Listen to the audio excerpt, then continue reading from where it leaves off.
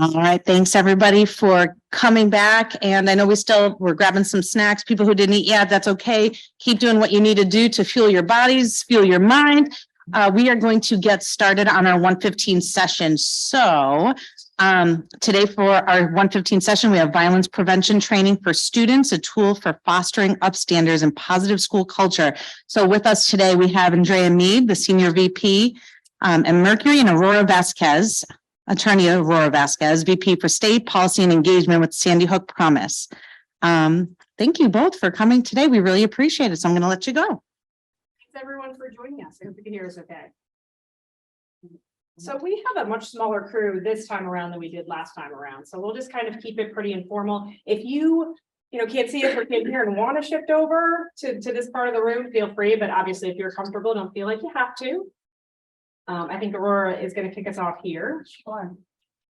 So just want to have some transparency around how we'll use our time together. So we've kind of already done these mini introductions, but we'll also spend a little bit of time, just a little background on Sandy Hook Promise, just so y'all have some insight into who we are and what we do. And then we will spend some time talking about what we refer to as our suite of Know the Signs programs. That's what we call 3 programs under that. And then our Sage Promise clubs. And then after that, we will do an overview of a related legislative initiative that the organization has underway now, and we intend to repeat in the upcoming session.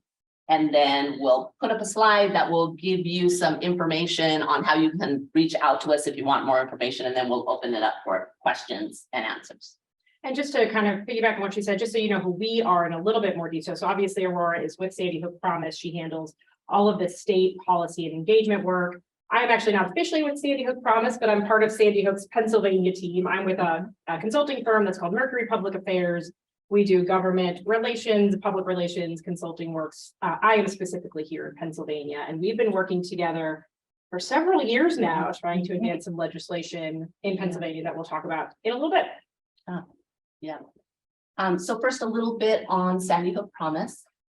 You'll see up our mission, pretty straightforward. Our mission is to educate and empower youth and adults to prevent violence in schools, homes, and communities. And we have this commitment to those 3 buckets because we recognize that while we always center students, that students exist outside of the 4 walls of a schoolhouse, right? They exist in their homes and they exist in the communities that they live in and the communities they visit. So that is our commitment to students. But Sandy Hook Promise itself was founded by families who lost a loved one in the tragic Sandy Hook Elementary School shooting on December 14th in 2012. So we're coming up on 10 years since that tragedy for us. And our founders, in the debrief that will always happen after a mass shooting, and I feel really bad that I have to say will always happen after a mass shooting because that alone indicates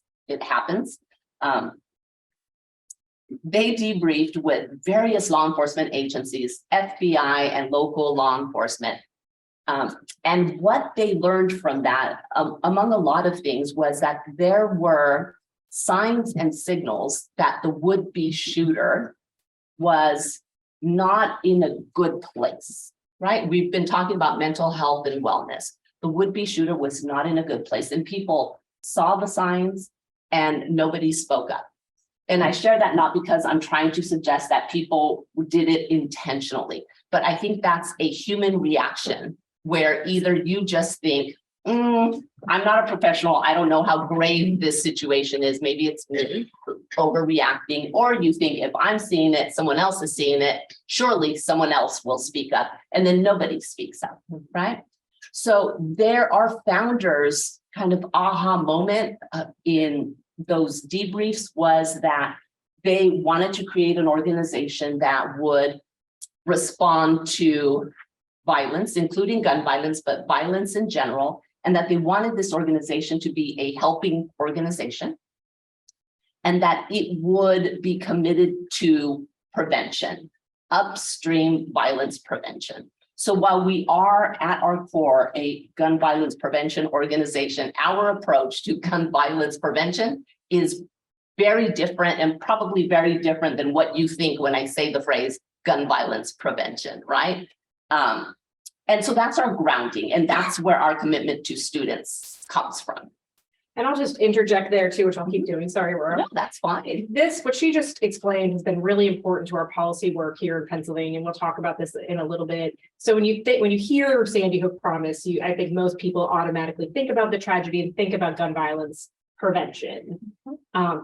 And that is certainly a part of what Sandy Hook does, and Aurora can speak to that in more detail. But what's been important for us here in Pennsylvania is to try and remove the gun aspect from the conversation. The bill that we had introduced that we'll talk about later really doesn't have anything to do with guns, and most of our advocacy work doesn't have anything to do with guns. And in Pennsylvania, that's a hot topic, I think, as most of you probably know. So that's been a challenge for us to really kind of try and sort of solidify what she's saying in our advocacy work. It's really about, preventing a tragedy before anybody even picks up a gun, before anybody gets hands on a gun. We want to address what happens leading up to that. I know that's what many of you in this room do. So in addition to what we just said, a little bit about what we know to be true now, right? Like I said, we're coming up on 10 years since 20 children who were still, as I say, in the single-digit years of their lives, right? They were all children, 6 and 7-year-olds, and the 6 adults who were killed in Sandy Hook Elementary School. So what we know, you heard me mention that there's signs and signals, right? That's just the reality, kind of how it plays out in real life. This is how frequent there are signs and signals that often get missed, right? We know that people say things, right? They speak up. We know that people who are thinking about doing something as horrific as a mass shooting tend to tell other people about it because they plan ahead of time, and for whatever reason, and it's usually different reasons, they will in fact talk about it. And then we also know that the last point on their factoid on there is that children are dying as a result of gun-related instances. And that would include acts of violence directed at them with a firearm, for example, by other people, but it also includes firearm suicide, right? Or suicide by firearm, whichever your preferred phrase is.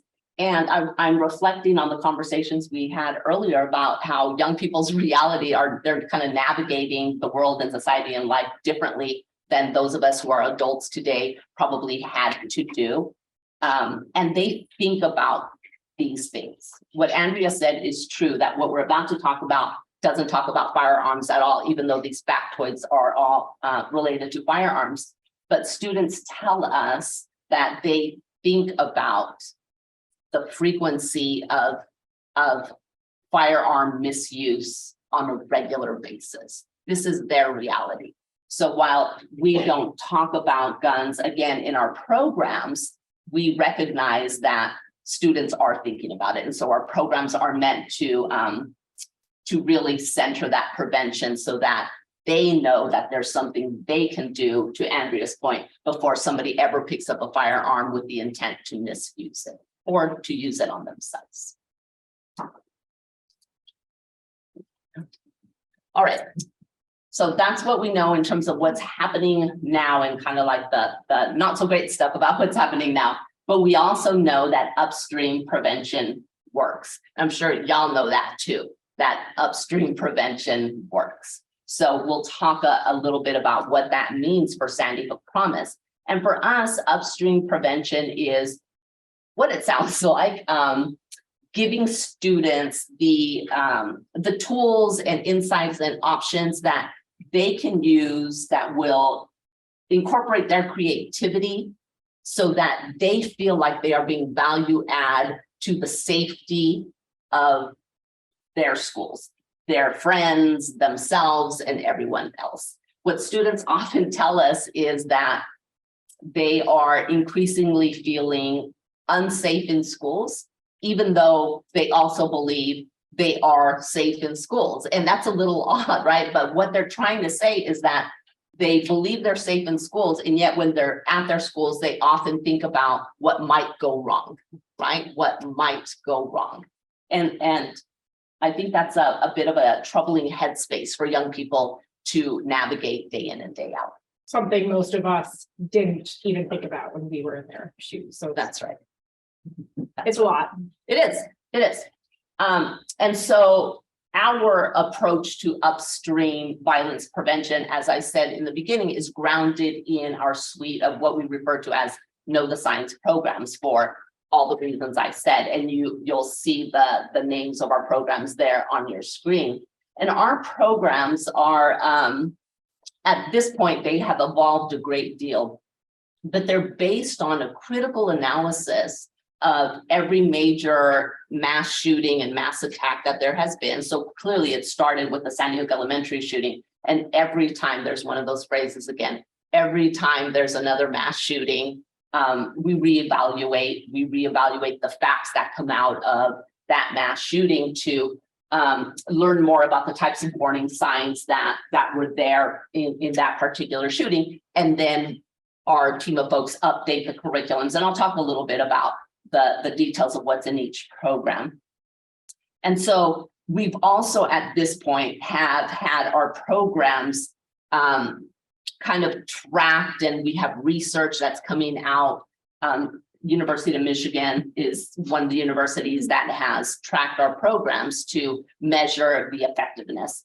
And so those pretty comprehensive studies, both the ones law enforcement does and the ones universities are doing for us, really continue to elevate the fact that there are signs and signals, and that there's things people can do ahead of time. And when I say things people can do ahead of time, it's not just about like call somebody and have people arrested, right? We're talking about a whole spectrum of what can be done when you realize somebody is in need or somebody's mental health and wellness is at stake.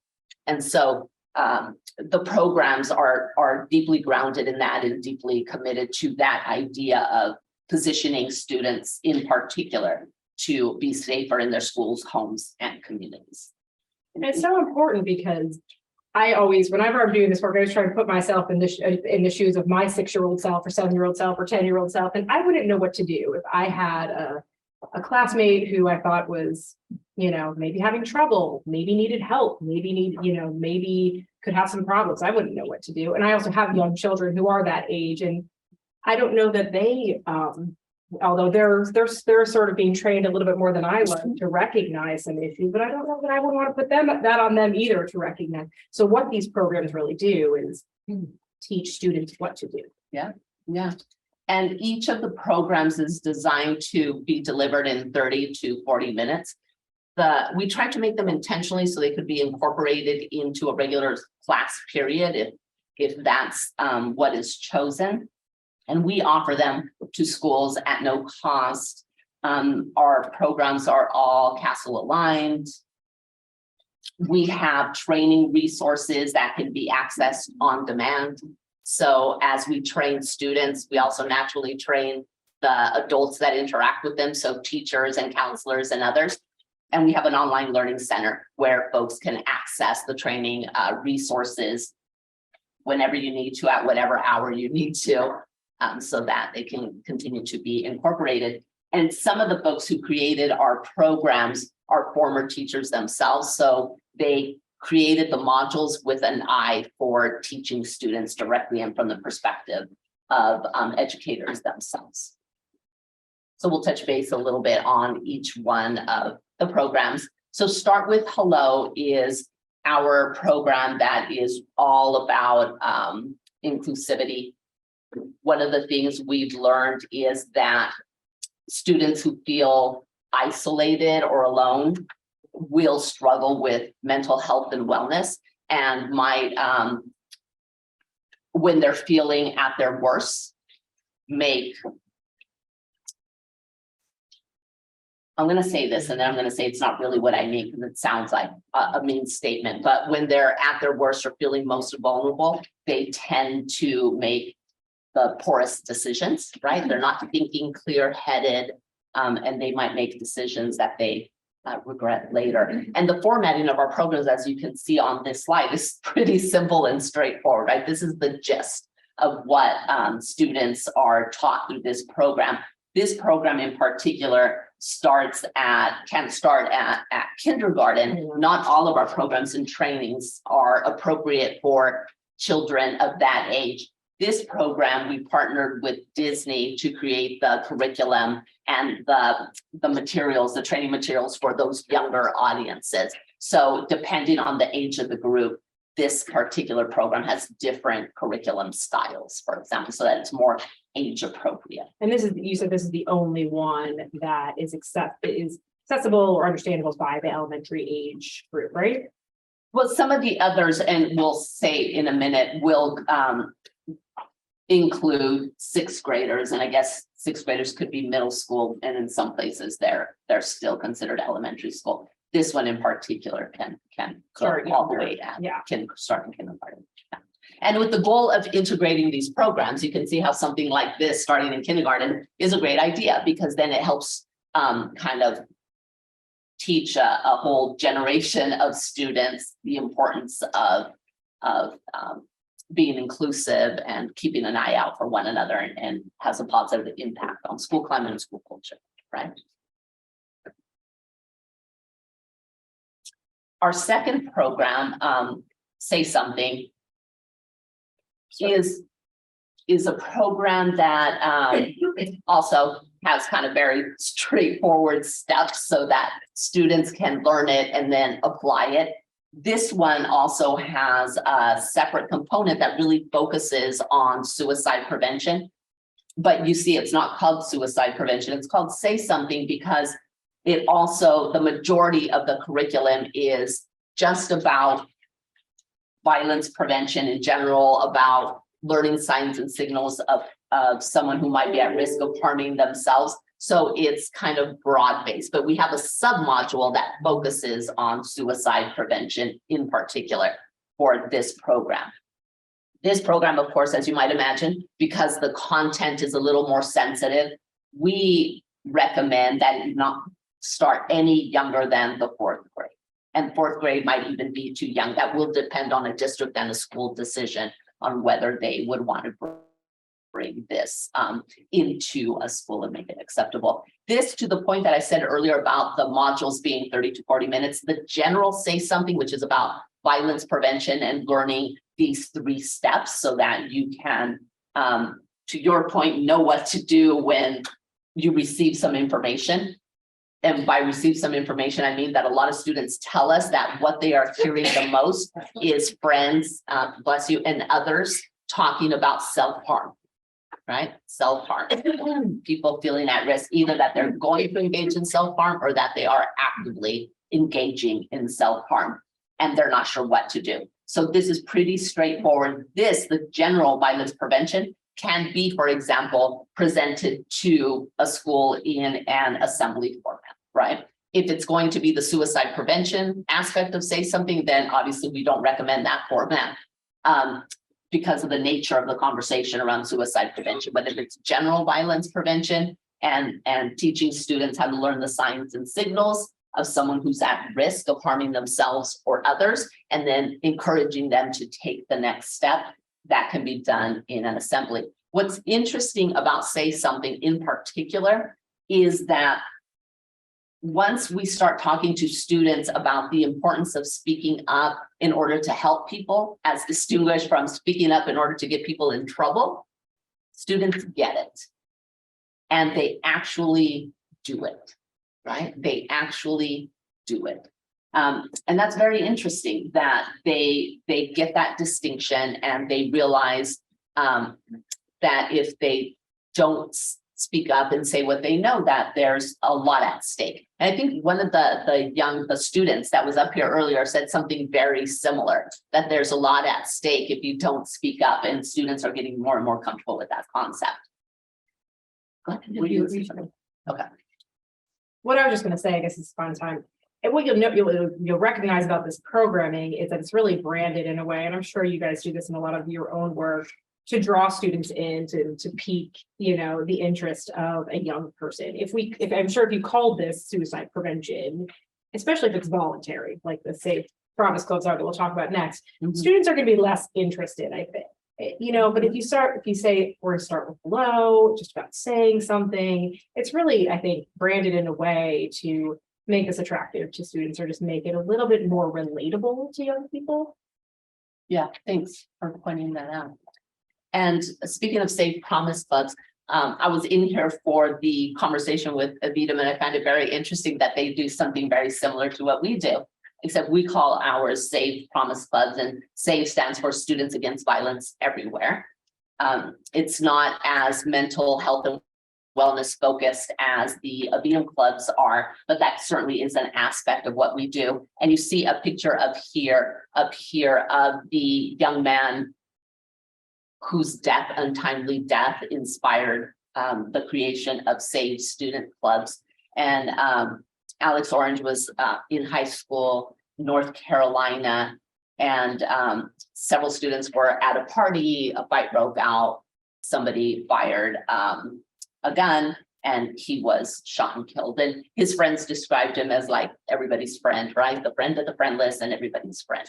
And so his friends, in response to that death, decided that they wanted to start these Safe Promise clubs. So they started locally in North Carolina, and now Sandy Hook Promise has adopted the program, and we have a team of people whose job it is to help students in schools start Safe Promise clubs if that's what they want to do. And we have, again, whole curriculum around this. We have toolkits and annual activities that students participate in. We have a national Start with Hello Week, for example, and Safe Promise clubs will participate in that national event and do things locally around starting with hello and inclusivity. We have a national Say Something event, and the same thing will happen around the country. Students will participate, and it's amazing to see the types of ideas and events and things that students come up with, things that can be very simple and mean a lot to students. One of my favorite examples is that when they do a Start with Hello Week or a Start with Hello Day or a Start with Hello national event, they'll do things as simple as putting a Post-it note with a kind note on everybody's locker, right? And just simple things. They will sometimes, create Sandy Hook Promise hands. Our, as you see on these slides, our logo is a tree made up of 26 hands to represent the loss of life in Sandy Hook Elementary. So they'll use those hands and put nice notes on them and also hand them out. So it's great. For us, the clubs are about sustainability, right? This is the way, once students are trained, they can incorporate what they've learned into school culture and make it what they want it to be, and continue to do that and share the learnings forward and back to the students coming behind them. And it's working. You can see that we have a bit of a footprint around the country, just with Safe Promise clubs themselves. And I've had a chance to meet many of the Safe Promise students here in Pennsylvania. There's a number of clubs across the state. I don't know, at least a dozen, right? Oh, there's more than that. Yeah. They are such an impressive group of young people, and they're really taking a leadership role in their schools. I mean, I'm sure you run into some of these people in your own schools, but I have been so impressed with the students involved in the Safe Promise clubs here in Pennsylvania. And we've used them in a lot of ways. Mm-hmm. Mm-hmm. There are actually a little over 100. I think it's 103 clubs across 62 districts, if I'm not mistaken, in Pennsylvania. Yeah. So just show of hands, do any of these programs sound familiar to y'all? Like, have you seen them in your schools? Any of the national activities, the National Start with Hello Week or the National Say Something Week, Safe Promise clubs, perhaps? Anybody? Just curious. Anybody? Oh, no, over there in here too. Okay, great. Could we also just pause here and just ask, so is everybody a school counselor in a school? Yes. And just maybe a show of hands, high school, middle school, Okay, and any elementary school? Just curious. Okay, so the younger ones are the minority here. I was just curious. Yeah, yeah, okay. So a little bit about our footprint in Pennsylvania before we jump into the legislative part of what we're doing in Pennsylvania. So like I said, we have Safe Promise Clubs across 62 districts. We are start with Hello, which again is the inclusivity program. We have trained nearly 300,000 students since we started bringing that program to Pennsylvania. And it's been a few years now. It's probably been about 4 years, maybe 5 years at this point. So about 300,000 students across 51 schools. So of course, we would like to make our programs available to more. And again, this is one of the programs we provide at no cost to schools and districts. And would say something, we've trained over 43,000 students across a little over 100 schools. So we have a long way to go if our dream is to make ourselves available to all students. And here's, before I forget, the interesting thing I wanted to say, because when you talk about the legislation, this will come up. That for us, the Safe Promise Clubs and that concept of institutionalizing with students, we are super open to partnering with clubs that already exist, right? So when I think of Avidum and what they're doing, it would certainly make sense to Sandy Hook Promise to not try to replace those clubs, Right. but to ensure that those clubs have access to the resources we make available in the event they want to use them. Because like I said, the goal for us isn't necessarily to center Sandy Hook Promise, but to always center the students and what the students need. So I was really excited to hear about the Avidum clubs and what students are doing already, because I could see that connection there and the fact that we might have some resources and toolkits and things that they don't yet have that we would very happily make available to them. So that's really interesting. Can I just comment on that? Yeah. And thanks for saying that, because I think a lot of times when we go to conferences or PD and we go to workshops and we hear about programming, it's hard sometimes to go back and be like, one more program. And it's like, what are you doing? And, I think a lot of us are probably sitting here and we're like, oh, there's definitely components that like we're not doing, or, oh, that's different. Or like you said, there's resources that we previously might not have had access to or knew. But to acknowledge that it doesn't have to be its own entity, you can embed and integrate, just make it easier. Yeah, Absolutely. yeah. And that's, I think, really what we're trying to do with the legislation, which we can pivot to at this point. Yeah. Yeah, so I think, Aurora just walked through the programs and a lot of our work here in Pennsylvania, and we want to leave some time for just discussion and questions at the end, so we can go through this quickly, but we're trying to increase access to these programs for students across Pennsylvania. So Aurora came to us a couple of years ago and said, can we partner to try and get a piece of legislation passed that would expand access to this for students? So we have the State Students Act. I think we could bump to the next slide.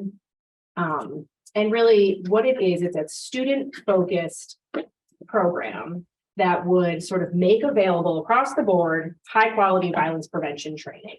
So that means that it meets the federal definition of evidence-based, which means schools can then apply for federal grants. That's right. If they meet that definition.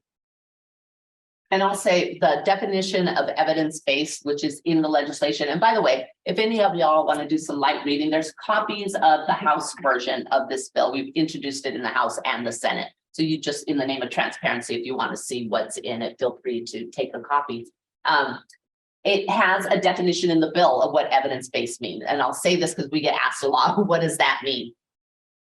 We did not make up that definition. I will say it's a very generous definition of evidence-based. We pulled it out of the federal law so that there's no question that if one of y'all picks a vendor, and it again doesn't have to be Sandy Hook Promise, if they can meet that, if their materials and their trainings meet that definition of evidence-based, then your school or your district is well positioned to qualify for one of these federal grants because you have met one of their biggest requirements, that your provider materials be evidence-based. So we did that intentionally to try to draw that bridge to funding and dollars that everybody, I'm sure, would welcome in order to integrate these types of trainings into your schools. And also written right into the bill is clear expectations. So these would be 1 hour of training, right, delivered in person or digitally. And DOE must identify qualified vendors, of which Sandy Hook is one. Yeah. And we did the DOE has to at least start the list, right? Because we're figured we should make the research for a qualified vendor as easy as possible for schools or districts that might be interested in doing this. So we called on the Department of Education to say, through the legislation, you need to take the first steps and make a list available. Of course, schools and districts would be able to pick a different vendor, even if they weren't on that list, so long as that vendor's curriculum meets the definition of evidence-based. And we have asked DOE to be sure to include no cost options on that list. So like Avita would be on there, for example, we would be on there, others would be on there as well. So how it works, so it integrates student-centric training, very similar to all of the programs that Sandy Hook Promise provides that Aurora walked through earlier. Same kind of content for these training programs. Key is that it is student-led, so that creates sustainability. So the trainings are generally run through the Safe Promise Clubs, if there is one that exists. Well, they are done in collaboration, right? So we're not going to have students leading these formal trainings. Think about like a say something suicide prevention training, but we do have them in the training so that when they walk out and they think about what they're going to do to ensure that their fellow students don't forget what they've just learned, they have direct insight into what the content of the training and can think through a student lens what the next steps ought to be and what makes the most sense. And that student ownership and leadership is really crucial to this model and how it's worked and how it will continue to work. And so you can see how the Avita, back to Avita, how that would work in their favor, right? They also have an interest in being in every school. If we can institutionalize the concept that this should be the, the modern day approach to helping students protect and also add value to their own mental health and wellness, then it's just a permanent door opener for something like the Avita concept and what they want to do, which I think would be remarkably helpful to their mission and their goal of bringing those clubs to all students. And it's been super successful in the schools that we've seen it. So what we're trying to do here is, again, just kind of increase access, make it universally available to students across Pennsylvania. So just to kind of walk through what we've done so far with the legislation. And I know folks know this already, but just to kind of back up and talk about Pennsylvania state government for a minute, which is really my area of expertise. So obviously Pennsylvania is characterized by a divided government. For the last 8 years, we've had a Democratic governor, we've had Republican majorities in both chambers of the legislature. Come this past November, as you likely know, that shifted slightly in that Democrats took control of the House by 1 seat. And then 2 Democrats resigned because one went to Congress and one passed away before the election. So, I mean, there's a majority, the Democrats majority, but it's a slim majority. So all that to say, Pennsylvania is divided. It is a purple state, probably will be for a long time. And what that means for us and anybody in my line of work is that it is incredibly difficult to get any piece of legislation through Pennsylvania, the Pennsylvania legislature.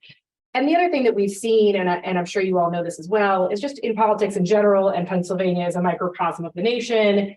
We've seen more sort of hanging out, less hanging out in the middle, and people in both parties going to either end, so extreme sides of the party. And that just makes it even more difficult for people to come to consensus on something that we think is very common sense, like this piece of legislation.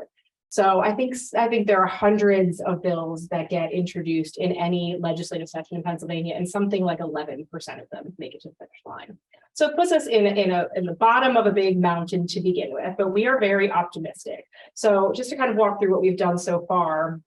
So in early 2021, Representative Karen Bobak introduced the Save Students Act in the Pennsylvania House. So she is a Republican from the Northeast part of the state. She's a former educator. She's been such a wonderful champion for us in the House, in the party that controlled both chambers of the General Assembly. And then just this past summer, well, we had, I guess I should say earlier this year or late last year, Senator Sanacero, who's in the Southeast part of the state, came to us proactively and said, hey, we saw we saw Kara Bobak's bill. I'd really like to introduce a companion bill in the Senate. And we were like, okay, sure, that sounds great. So we partnered with him to get the Senate version introduced. You could see the numbers up there just this past summer. So we are at the end of our, Pennsylvania runs in a 2-year legislative session. We are at the tail end of our 2-year legislative session. So both of these bills, which were assigned to the Education Committee and haven't seen much movement since, are going to die now. So I guess we can bump to the next slide. I'll pause there and just kind of talk about what we've done so far before we talk about what's next. So we, again, the students in the Save Promise Clubs have been a huge asset to us. We've utilized them as little mini lobbyists.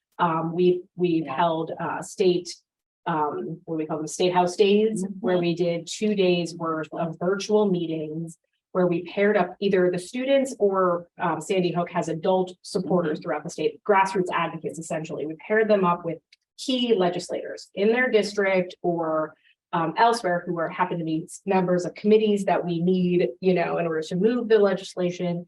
And we found that to be super successful. As a result of those meetings, which we did a lot in the spring of this year, we met so many great legislators. We built a lot of relationships, and we really kind of helped to build support.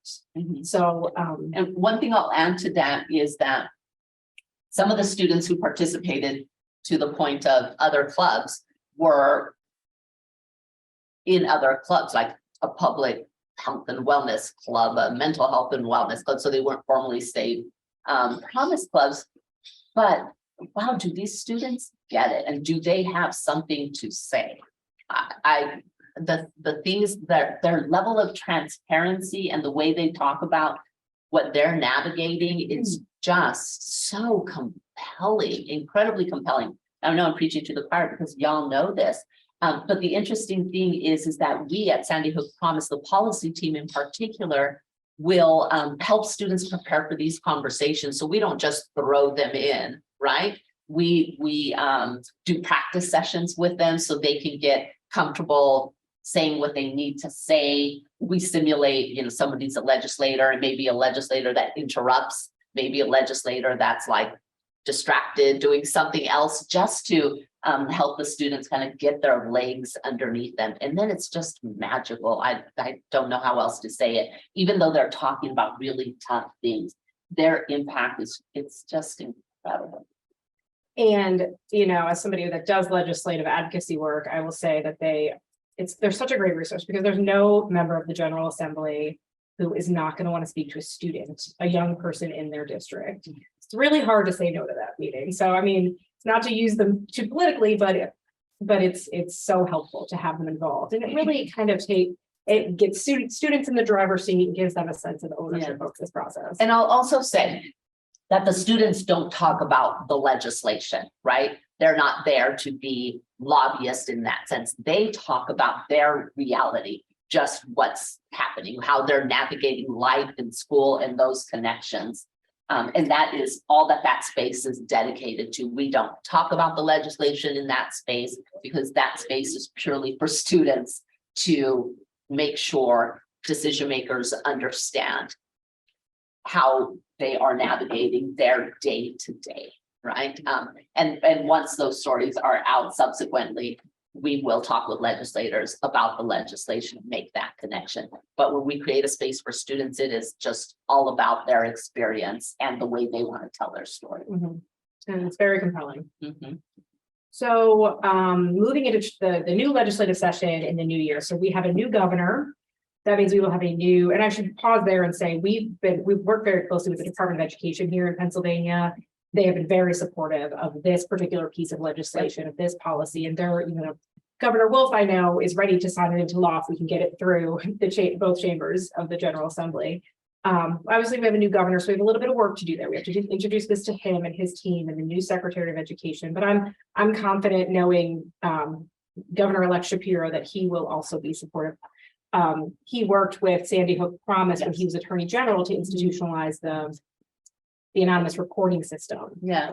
Are you all familiar with that? Pennsylvania has a statewide anonymous reporting system. So here's an interesting story too that speaks well of Sandy Hook Promise's approach. Sorry for cutting into your time. So when the legislature passed that law requiring a statewide anonymous reporting system that centers students, right? It was supposed to be not like your average tip line that, you know, anybody can call. It was supposed to center students. And this happens all over the country. I see this happen in many states.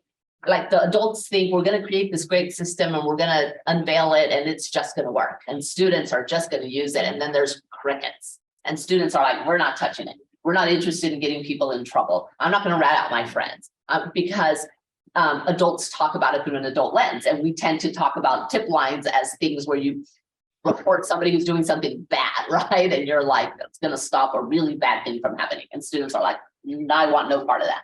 So then the AG's office came to Sandy Hook Promise and was like, help, right? We need students to use this. So we came in with our Say Something program. And that's how we taught students that speaking up doesn't have to be about getting people in trouble. Saying something doesn't have to be about getting someone in trouble. You can say something to get somebody help before they do a bad thing that then the adults will call the Crime Stoppers tip line or whatever that tip line is and say, I need law enforcement to be involved, right? So this is about, again, upstream prevention grounded in health. And so we have trained through the Say Something program, our team of people that do that, students all across Pennsylvania. It's like 1.5 million students. So y'all have a lot of students in this state on that. And then the AG's office handles the anonymous reporting system, and it's being used and it's not being abused. Like students aren't making things up to try to get their fellow students in trouble.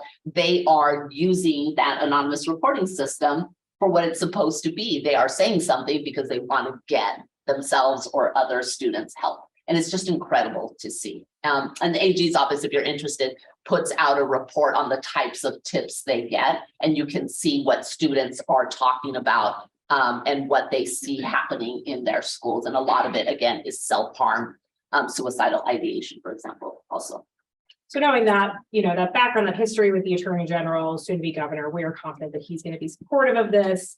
But we do, you know, we are starting our strategy to get this through the General Assembly starting in the new year. So Senator Sanacero is going to reintroduce our bill. He's trying to get one of his colleagues on the other side of the aisle in the Senate to co-sponsor with him. So we'll have a bipartisan sponsorship in the Senate. And then we're going to kind of see where the committee sort of leadership chairmanship land in the House and figure out who our sponsors are in the House. I am going to call Mike Schlossberg after listening to his presentation and get him on board with our House bill. And we'll talk with Cindy, who, you know, sitting right here and is in that Senate Education Committee. But we could use more support. So anybody, I don't know if anybody is interested in getting involved in legislative advocacy. If you are, we will, you know, we'd love to hear from you and work with you. We've already tapped Steve, who's gonna, Steven, who's going to help us, I think. So we're looking for as much support as we can get in terms of reaching out to legislators, partnering with us in some of those state house days that we're going to be doing in the next couple of months, signing petitions, writing letters, all that fun stuff. And we do that heavy lifting in the, you know, in the background. We create resources, we create summaries. Again, if you want a copy of the House version, it's there. If you have questions for us, if you have questions on the programs in particular, how to access them, we have that learning center that I mentioned. You can access that via our website. The information on this slide is you have the contact for the programs in particular. I'm not the point for programs. I'll just say that right now. I am part of the policy team. So the second email address there, that's the advocacy@Sandy Hook Promise, will eventually come to me and my team. So if you have questions about the legislative side of things, then you can use that second email address. And one more thing, again, copies of that House bill up here, if you like reading legislation like me. And then also a copy of a handout that we use here in Pennsylvania. And I just wanted to make that available to y'all, again, in the name of transparency, because it's an example of the types of resources we make available to community, to students, to legislators. And this one is Pennsylvania centric. So it talks about, for example, the fact that when we created this, I think it was in 2020, that 20% of firearm deaths in Pennsylvania involved youth and children under the age of 25. So that's kind of alarming. 20% is a high number. Nobody wants to see that. And so it's also here if you want a copy of it. And it also has some information on the second page about our programs themselves, if you want to, take that home and have that. So I think we are over time, so I apologize. 2 minutes over. So yes, you know how to reach us if you have questions. So feel free to at your leisure. Thank you very much.